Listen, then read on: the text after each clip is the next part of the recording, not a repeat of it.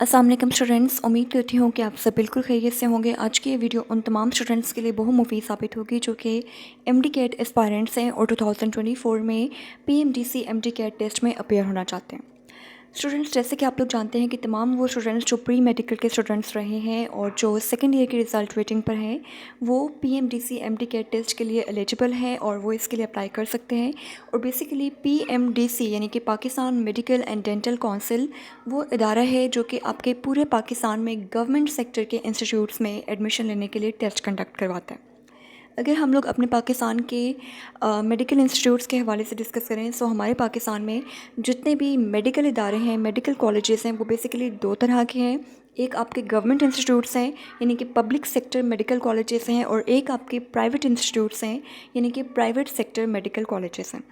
So private sector medical colleges में से तो जैसे कि आप लोग जानते हैं कि IMDC Islamabad medical and dental college या रिफ़ा या इस तरह के तमाम इदारे इसरा वगैरह, ये आपके पास प्राइवेट सेक्टर मेडिकल कॉलेजेस में आ जाते हैं और इनकी फ़ी भी काफ़ी ज़्यादा होती है जो कि डेफ़िनेटली आप लोगों के लिए अफोर्ड करना काफ़ी डिफ़िकल्ट हो जाता है।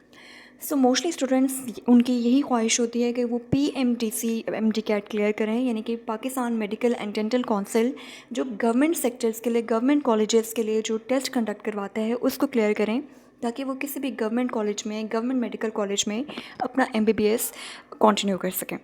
सो गवर्नमेंट सेक्टर के जो इंस्टीट्यूट्स हैं उनमें आपके पास King Edward medical colleges, RMC और इस तरह के तमाम इंस्टीट्यूट्स शामिल हैं। सो इनमें एडमिशन लेने के लिए आपको एक टेस्ट क्लियर करना पड़ेगा जिसको आप पीएमडीसी एमडी कैट के नाम से जानते हैं। So first of all students जो जिस चीज़ को लेकर काफ़ी कंफ्यूज होते हैं वो है कि इसके लिए अप्लाई कैसे किया जाए। सो यहाँ पे आप लोग देख सकते हैं, इसकी मैं आपके साथ ऑफिशियल वेबसाइट शेयर कर रही हूँ। So the official website is pmdc.pk। हमेशा याद रखें कि जब भी आप लोग अप्लाई कर रहे हों तो कोशिश करें कि ऑनलाइन जो आपकी एप्लीकेशन है वो आपकी ऑफिशियल वेबसाइट से हो। किसी भी अनऑफिशियल वेबसाइट में जाके वहाँ से डेट्स, वहाँ से सिलेबस या वहाँ से डिफरेंट चीज़ों को आप लोग पिक ना किया करें, बल्कि हमेशा ऑफिशियल वेबसाइट्स को तरजीह दिया करें। सो पीएमडीसी के एमडी कैट टेस्ट के लिए जो आपकी ऑफिशियल वेबसाइट है, दिस इज़ pmdc.pk। और इस वेबसाइट को आप लोग विज़िट करेंगे, सिंपली अपने गूगल ब्राउज़र में आप इसको सर्च करेंगे एंड देन आप लोग वहाँ पे एक सेक्शन देखेंगे जो कि बेसिकली एग्ज़ाम्स ऑनलाइन का सेक्शन है। सो एग्ज़ाम्स ऑनलाइन वो सेक्शन है पीएमडीसी की वेबसाइट पर जहाँ से आप लोग डिफरेंट टेस्ट के लिए अप्लाई कर सकते हैं। सो इन टेस्ट में आपका एनआरई के टेस्ट, एनईबी और एमडी कैट के टेस्ट शामिल हैं। सो यहाँ पे आप लोग सिंपल देख सकते हैं कि इस तरह से आपको क्लिक हेयर की ऑप्शन अवेलेबल होगी और वहाँ से जब आपकी एमडी कैट की रजिस्ट्रेशन ओपन हो जाएगी तो यहाँ पे आपको click here for MD CAT भी नज़र आएगा। सो अभी चूँकि एमडी कैट की रजिस्ट्रेशन पाकिस्तान में बंद है, इसलिए यहाँ पे आपको click here for MD CAT option नज़र नहीं आ रहा। जैसे ही जुलाई में इंशाल्लाह एमडी कैट की रजिस्ट्रेशन ओपन की जाएगी, सो आपको यहाँ पे एक ऑप्शन अवेलेबल होगा और उसके थ्रू आप लोग ईज़िली अप्लाई कर सकते हैं। Structure, weightage and difficulty level के बारे में ऑलरेडी काफ़ी स्टूडेंट्स जो हैं वो फेमिलियर हैं कि आपका टेस्ट टोटल एमसीक्यूज़ बेस्ड होगा और जिसमें 200 एमसीक्यूज़ आपके शामिल होंगे। ड्यूरेशन आपका 3.5 आवर्स है और अच्छा खासा टाइम है ये आपका 200 एमसीक्यूज़ के हवाले से। और फॉर्मेट आपका पेपर बेस्ड एमसीक्यूज़ हैं, यानी कि आप लोग जानते हैं कि मोस्टली बहुत से टेस्ट आजकल ऐसे हैं जिसमें आपको कंप्यूटराइज फिलिंग करनी पड़ती है या डिफरेंट चीज़ों को आप लोग कंप्यूटर्स के थ्रू टेस्ट कंडक्ट करवाए जाते हैं। सो यहाँ पे आपका पेपर बेस्ड एमसीक्यूज़ टेस्ट है और minimum passing marks for medical college आपके 65% है, यानी कि 65 से नीचे आप लोगों को फेल सपोज किया जाएगा। और डेंटल कॉलेजेस के लिए आपके 55% मिनिमम पासिंग मार्क्स हैं। सो इससे अगर आप लोग नीचे स्कोर करते हैं as an aggregate, so definitely आप लोगों को फेल सपोज किया जाएगा। और सबसे जो गुड न्यूज़ है आप लोगों के लिए वो ये है कि कोई नेगेटिव मार्किंग नहीं हुई होगी। जब हमने 2018 में एमडी कैट का टेस्ट दिया, सो उस वक्त आपकी नेगेटिव मार्किंग हुआ करती थी और आपका टोटल 1100 नंबर का टेस्ट हुआ करता था। सो हर एमसीक्यू 5 नंबर का हुआ करता था और अगर आप लोग एक एमसीक्यू को गलत करते हैं तो जो आपने ठीक भी किया हुआ है उसमें से भी आपके 1.5 मार्क्स कट कर लिए जाते थे। सो नेगेटिव मार्किंग की वजह से आप लोगों के मार्क्स बहुत ज़्यादा कम हो जाते थे। सो इस दफ़ा पिछले 2-3 सालों से आप लोगों की नेगेटिव मार्किंग सिरे से ख़त्म कर दी गई है और आप लोगों के लिए बहुत ज़्यादा आसानी कर दी गई है। सो यहाँ पे स्टूडेंट्स आप लोग वेटेज देख सकते हैं। आप लोगों का जो बेसिकली 200 मार्क्स का टेस्ट है उसमें आपका सबसे ज़्यादा वेटेज आपकी बायोलॉजी से है और आपका 34% टेस्ट बायोलॉजी सब्जेक्ट में से आएगा, यानी कि इसमें से एमसीक्यूज़ होंगे और 68 मार्क्स के एमसीक्यूज़ आपके बायोलॉजी में से पूछे जाएंगे। 54 मार्क्स के एमसीक्यूज़ आपके, यानी कि 54 एमसीक्यूज़ आपके केमिस्ट्री में से होंगे और 54 ही एमसीक्यूज़ आप लोगों के फिज़िक्स में से होंगे। इंग्लिश में से आप लोगों के 18 एमसीक्यूज़ होंगे एंड देन आपके 6 मार्क्स के लॉजिकल रीजनिंग के क्वेश्चंस होंगे।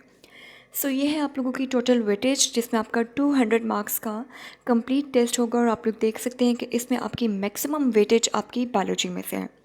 सो आपने करना भी यही है कि आपने अपने टेस्ट के दौरान, अपनी प्रिपरेशन के दौरान बायोलॉजी को सबसे ज़्यादा आपने इंपॉर्टेंस देनी है, क्योंकि अगर आप लोग बायोलॉजी का चंक अच्छे से कवर कर लेते हैं तो बहुत हद तक चांस है कि आप ओवरऑल इस टेस्ट में अच्छे से स्कोर कर सकें।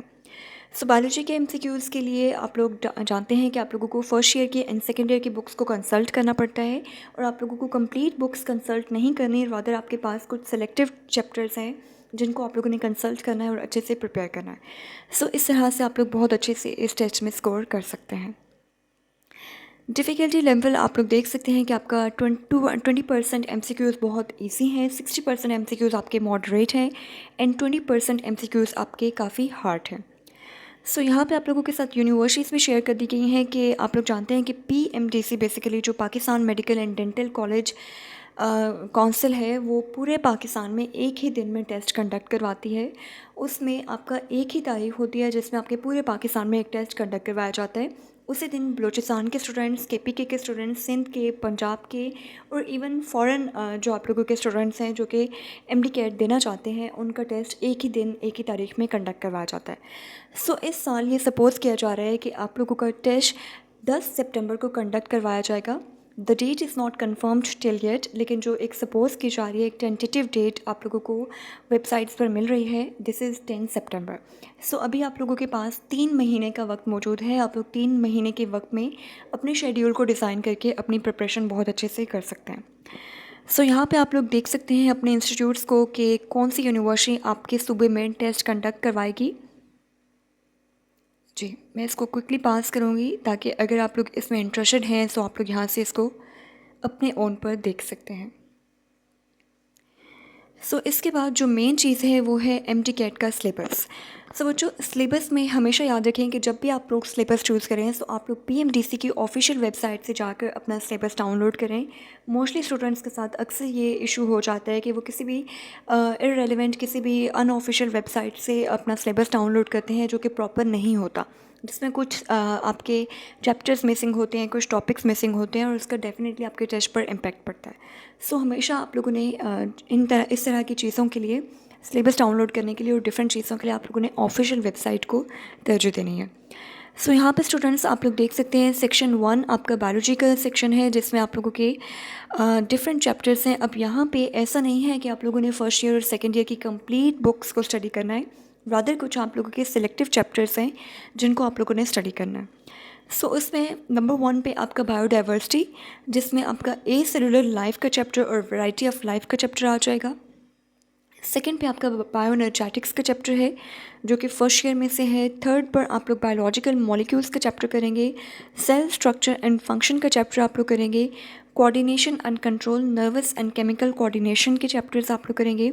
Diversity among animals, enzymes, evolution, life processes in animals and plants, nutrition, gaseous exchange and transport, prokaryotes, reproduction, support and movement, variation and genetics, inheritance.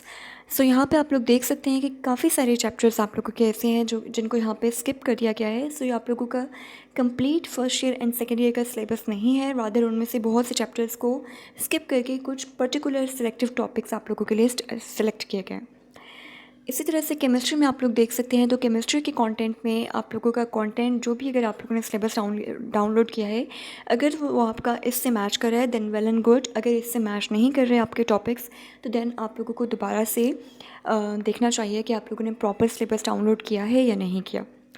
So first chapter आप लोग करेंगे introduction to fundamental concepts of chemistry, atomic structure, gases, liquids, solids, chemical equilibrium, reaction kinetics, thermochemistry and energetics of chemical reactions, electrochemistry and chemical bonding, S&P blocks elements, transition elements, fundamental principles of organic chemistry, chemistry of hydrocarbons, alkyl halides, alcohol and phenols, aldehydes and ketones, carboxylic acids and macromolecules. सो जो भी syllabus आपने download किया है आपने make sure करना है कि उसमें ये टॉपिक्स मौजूद हों। अगर इसके अलावा कोई टॉपिक्स मौजूद हैं तो आप उनको स्किप कर सकते हैं, और अगर इनसे कम टॉपिक्स हैं तो आप लोग इन टॉपिक्स को मज़ीद ऐड कर दीजिए। फिज़िक्स में आप लोग देख सकते हैं कि फ़िज़िक्स में आपका force and motion, work and energy, rotational and circular motion, waves, thermodynamics, electrostatics, current, electricity, electromagnetism, electromagnetic induction, electronics, dawn of modern physics, atomic spectra and nuclear physics का टॉपिक शामिल है। सो ये है बच्चों वो टॉपिक्स जो आप लोगों ने प्रिपेयर करने हैं, और यहाँ पे इस वीडियो में हमने आपके साथ सिर्फ और सिर्फ केमिस्ट्री, फिज़िक्स एंड बायोलॉजी यानी कि साइंस सब्जेक्ट्स को कवर किया है। सो आप लोग जानते हैं कि आप लोगों के कुछ MCQs इंग्लिश में से और लॉजिकल रीजनिंग में से भी पूछे जाएंगे। सो उनको आप लोगों ने मेक श्योर करना है कि आप लोग वो भी डाउनलोड कर लें और उनको भी आप लोग प्रिपेयर करें। इंग्लिश में से आप लोगों के टोटल 18 MCQs पूछे जाएंगे, एंड लॉजिकल रीजनिंग में से आप लोगों के 6 मार्क्स क्वेश्चंस पूछे जाएंगे।